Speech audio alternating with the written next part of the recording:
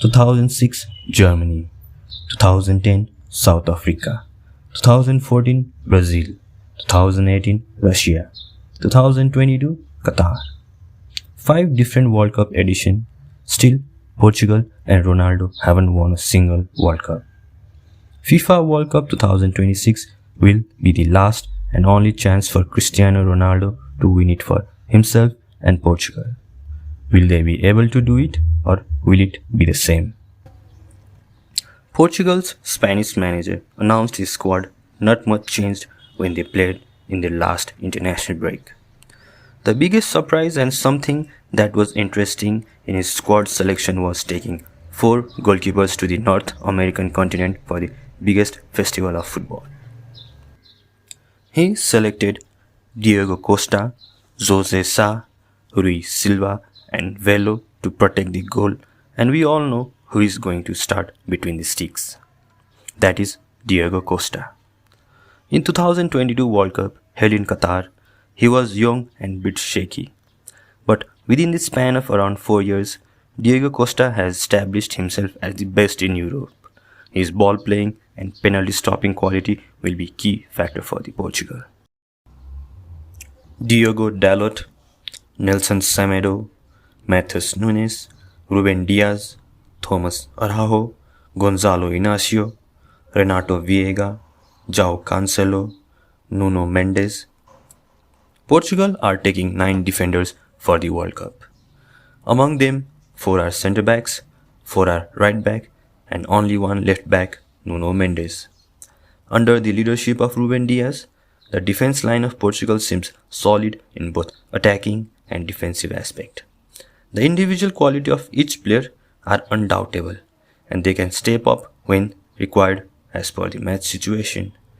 Looking at the set of defending players, Nuno Mendes, Gonzalo Inacio, Ruben Dias and João Cancelo are the ones to be in the playing 11. Vitinha, Ruben Neves, Bernardo Silva, João Neves, Bruno Fernandes, Samu are the set of midfielders for Portugal. When we look at the names of the players in the midfield, we can see everything, every quality a nation would want to have in their midfield department. Creation, control, hard work, set piece, passing, chemistry, everything these players possess. Rafael Leao, Trincao, Gonzalo Guedes, João Felix, Pedro Neto, Francisco Conceição, Gonzalo Ramos and Cristiano Ronaldo are the players in the forward line for the Portugal. Cristiano Ronaldo, he will be the target man and the focal point of the Portugal national team. As far we know, the whole game will be played around him. At the age of 41, though he may not be the quickest and agile, but none of the team will take him for granted. He is still lethal and dangerous inside the box. He will be doing each and everything for the team to win this trophy. In the forward line, he will be assisted and backed up with the likes of Gonzalo Ramos, Pedro Neto, Rafael Leao, Conceição, Trincao, João Felix and Gonzalo Guedes. These players will be ready to express and prove them and capitalize every minute on the pitch they will be getting. Portugal has been placed in Group K with Democratic Republic of Congo, Uzbekistan and Colombia. Looking at the group of Portugal, they are the favorites to finish in the top.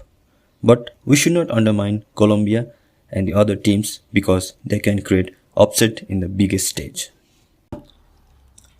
If we see the tactical approach of Portugal, with great talented squad, Roberto Martinez can set up his team in the 4-2-3-1 formation at the 2026 World Cup. Their main idea would be to have control and command throughout the game. In his system, players like Vitinha, João Neves, Bruno Fernandes, Nuno Mendes, João Cancelo, Bernardo Silva are the vital players. As far as we know, Portugal will be focusing on building from the back and opening the opposition's deep defense. Portugal will be building their attack from the back. With calm and composed Diego Costa, their play will start and move on from the likes of Ruben Diaz, Vitinha, Bruno Fernandes, and Cristiano Ronaldo. To open opposition's defense, Portugal fullback will be the integral part by moving ball wide, or attacking players will combine with each other in the half spaces to create opportunities. Portugal would may be dominating the game, but sometimes the opposition can capitalize their high line. So to protect and prevent the defense lines from this kind of casualty, their midfielder and centre back should be very careful. Around the World Cup, they can also switch to 4-3-3 from 4-2-3-1 according to the plans and ideas. Looking at the World Cup history, Portugal made the debut in this competition in 1966 for the first time. Portugal legend Eusebio led them to the historic third place finish. To make second appearances in the competition, they had to wait for 20 years. But they could not make through group stage at the competition held in Mexico. Another 16 years long wait had to be made by the Portugal fans for their third edition, but sadly they did same as in the previous one. From 2002 to till the date, they have successfully appeared in each and every edition, but has not been able to win the single competition.